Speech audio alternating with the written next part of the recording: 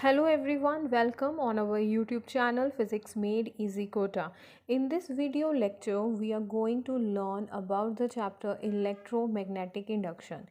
Here are the topics which I am going to explain in this first part of the video lecture. Firstly, I am going to explain about the Faraday's and the Henry experiments and their contribution in electromagnetic induction. What is magnetic flux? That is our next topic. Number third, we are going to understand about the Faraday law of electromagnetic induction. Fourth, Lenz law and conservation of energy, and also I am going to explain about the verification of Lenz law. Electricity and magnetism are interrelated to each other. As moving charge produce magnetism, on the similar lines moving magnetic poles can produce electric current. When there is a change in the magnetic flux linked with the closed circuit, there is a production of induced EMF and hence induced current. That phenomena is known as the electromagnetic induction. The term electromagnetic induction means inducing electricity by magnetism. Faraday and Henry performed certain experiments to explain the concept of electromagnetic induction, and there are certain devices like transformers, electric generators that have been developed on the basis of the experiments of Faraday and Henry, and they are also known as the EMI, that is the electromotive induction. Two famous scientists, Michael Faraday and Joseph Henry, conducted experiments to demonstrate that electric currents are induced in a closed coil subjected to the changing magnetic field. Their experiments help to understand the concept of the electromagnetic induction. Here is one of those experiments performed by them. This experiment shows or help to understand the relation between the electricity and the magnetism, and how the magnetism help to induce the current in the circuit. So for this experiment we need certain things, that is coil, galvanometer and a bar magnet. You can easily observe that a coil is connected to a galvanometer. First of all, take a bar magnet and keep it at a one fixed position, which means that the bar magnet is at rest. When the bar magnet is at rest, there is no change in the magnetic field. If there is no change in the magnetic field, then no current is induced in the coil. That is, the galvanometer show no deflection. Now move the bar magnet close to the coil. You can observe that galvanometer shows deflection, but this deflection is in a particular direction when you are taking a bar magnet closer to the coil. Now take a bar magnet away from the coil and keep an eye on the direction of the deflection shown by the galvanometer. When you take a bar magnet away from the coil, again it shows a deflection but in the opposite direction. So again I am going to perform the same thing and just keep an eye on the deflection shown by a galvanometer. First of all, take a bar magnet closer, then away, that is closer and away. You can easily observe that when you take a bar magnet close to the coil, the deflection is in a one direction. When you take a bar magnet away from the coil, galvanometer shows direction in the opposite direction of the previous one.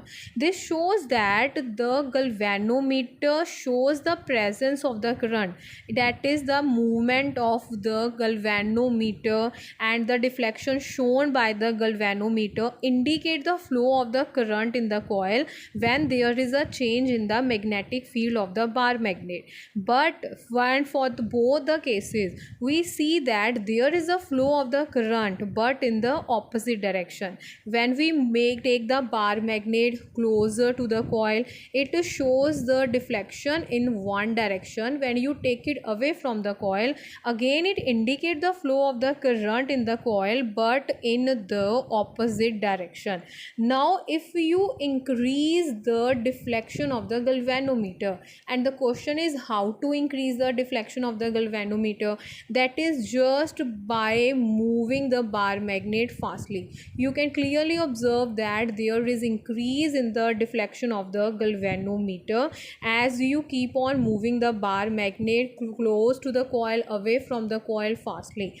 And now for the next case, now just flip the magnet, that is take the south pole of the bar magnet closer to the coil, or move it close to the coil, move it away from the coil, move it little bit faster, increase the movement of the bar magnet, and just keep an eye on the deflection shown by the galvanometer.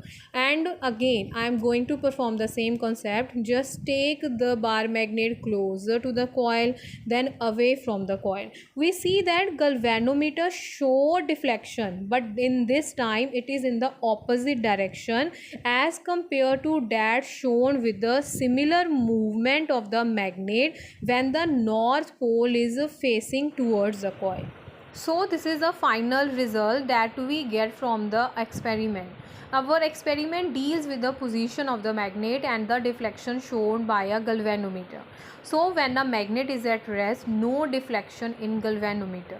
Number 2, magnet move towards the coil, deflection in galvanometer in one direction. Number 3, magnet is held stationary at same position near the coil. Again, no deflection in galvanometer. Galvanometer show deflection in opposite direction when magnet move away from the coil. If you keep the magnet held stationary at a same position away from the coil, again no deflection is shown in a galvanometer. So Faraday conclude that whenever there is a relative motion between a conductor or a coil and a magnetic field, the flux linked with the coil changes, and this change in the flux induces a voltage across a coil or EMF. Consider a small surface of area capital A. Let the unit vector be drawn which is normal to the plane of the surface. If theta be the angle between the unit vector and the uniform magnetic field, then the magnetic flux is defined as phi is equal to BA cos theta. Actually, magnetic flux is defined as the total number of magnetic lines passing through a given surface. Magnetic flux is a scalar quantity and its SI unit is Weber. And Weber has also a definition in respect to the quantities involved in defining the magnetic flux. So it is a flux produced when uniform magnetic field of 1 Tesla crosses normally an area of 1 meter square. And the CGS unit of magnetic flux is Maxwell. Weber and Maxwell has a relation that we can convert one system of unit into another. That is 1 Weber is equal to 10 raised to power 8 Maxwell. Faraday performed experiments, and on the basis of his experiment he defined the law of electromagnetic induction. There are two laws of electromagnetic induction. The first one is known as the Faraday's first law of electromagnetic induction, which is also known as the qualitative law. This law states that whenever magnetic flux linked with a closed conductor changes, an EMF is induced in it, and this induced EMF lasts so long as the change in magnetic flux continues in the coil. Second law, also known as the quantitative law. the magnitude of induced EMF is directly proportional to the rate of change of magnetic flux linked with the conductor, and it is also defined mathematically that the magnitude of induced EMF is equal to d phi divided by dt. Here phi represents the magnetic flux that keep on changing, and both are directly proportional to each other. Now we are going to understand about the Lenz law. So firstly, what is the statement of the Lenz law? This law states that the polarity of induced EMF in a closed circuit or a coil is such that it opposes the cause which produces it. Suppose we have a bar magnet and we are moving the bar magnet towards the closed loop. As you keep on moving the bar magnet towards the loop, of course the magnetic flux link with the loop increases with increase in the magnetic field. But if you observe the diagram that shown in this video, that is in the given slide, if you try to increase the flux through the loop, the induced field will oppose the increase, and if you try to decrease the flux through the loop by moving the bar magnet away from the loop, then the induced field will replace that decrease. So it means that the polarity of the induced EMF in the closed circuit is such that it always opposes the cause which produces it. That is, the induced magnetic field will always oppose the change in the magnetic flux that is producing it in the loop. According to the Faraday's law of electromagnetic induction, we have a relation of the induced EMF, and here the negative sign is a significance or the importance of the Lenz law. The negative sign shows that the induced EMF opposes the rate of change of magnetic flux in a closed circuit. Now we are going to understand the Lenz law with one of this small activity. Consider a bar magnet moving towards a closed loop as shown in the figure A. As the bar magnet keep on moving towards the loop, then we know that the magnetic flux linked with the loop increases with increase in the magnetic field. And according to the Faraday law of electromagnetic induction, induced EMF is set up in the closed loop, causing electric current to flow in the loop. And the Lenz law, how we can forget that?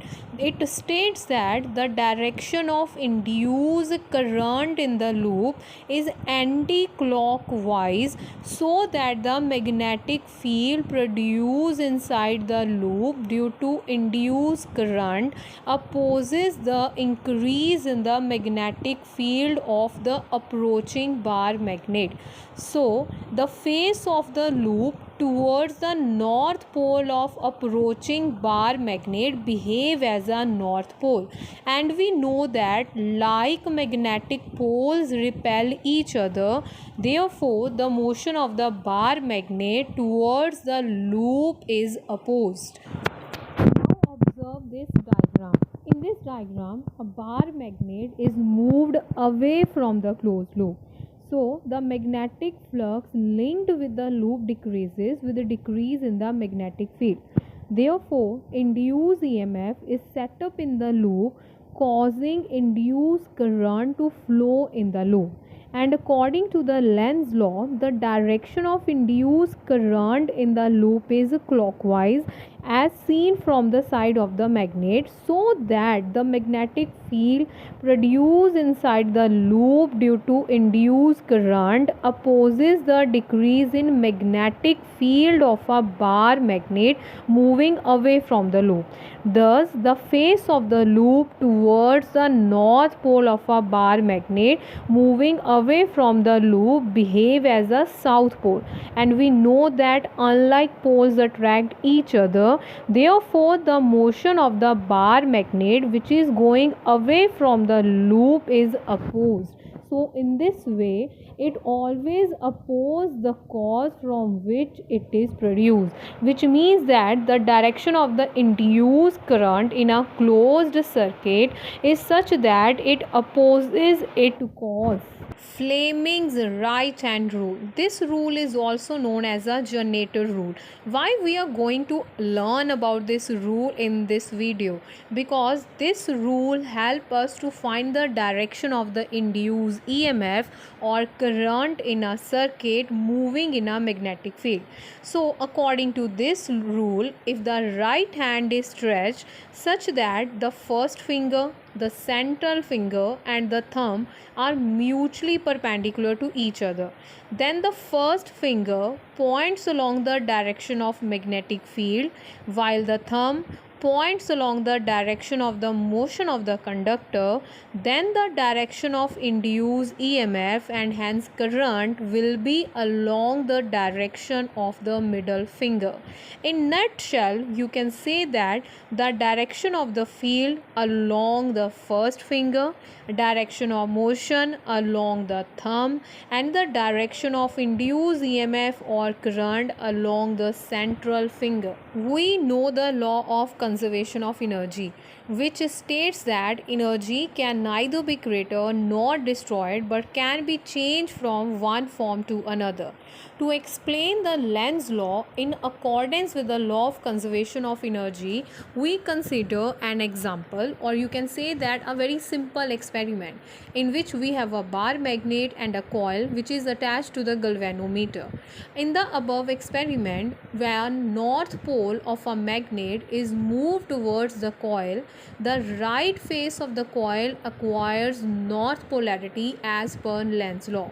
Therefore, work has to be done against the force of repulsion because like poles repel each other, and we have to do this work to overcome or against the force of repulsion in bringing the magnet closer to the coil. Now for the same experiment, when the north pole of a magnet is moved away, south pole develops on the right face of the coil as per the Lenz law.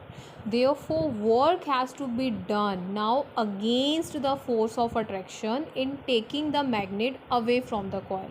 This mechanical work in moving the magnet with respect to the coil changes into electrical energy producing induced current.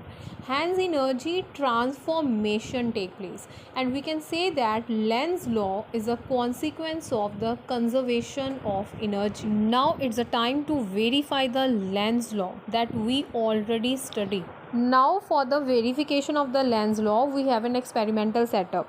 It consists of a coil connected to a battery and a galvanometer through a two-way key 1, 2 and 3, and also it consists of a bar magnet. Before this experiment, we must remember the few concepts that if a magnetic flux linked with the coil loop increases, current in the loop is anti-clockwise, and if the magnetic flux linked with the coil loop decreases, then current in the loop is clockwise. So now for the experiment. The step number 1, close the key by inserting a plug between 1 and 2. The current flows in the coil. The current through the upper face of the coil flows anti-clockwise. So this face of the coil acts as a north pole and the galvanometer shows deflection. Let the galvanometer show deflection to the right side. Now we are going further for the step number 2. Now remove the plug from the 1 and 2 and insert it between the points 2 and 3. The battery does not send any current in the coil because now the battery is unplugged. Now move a bar magnet towards the coil with its north pole pointing towards the coil. You see that the galvanometer shows a deflection towards the right side. It indicates that the induced current through the upper face of the coil is in a clockwise direction, and hence upper face of the coil acts as a north pole. It opposes the motion of the magnet towards the coil, which is the cause of the induced current in the coil. Now further, step number 3. when the magnet is moved away from the coil. Galvanometer shows a deflection towards the left side.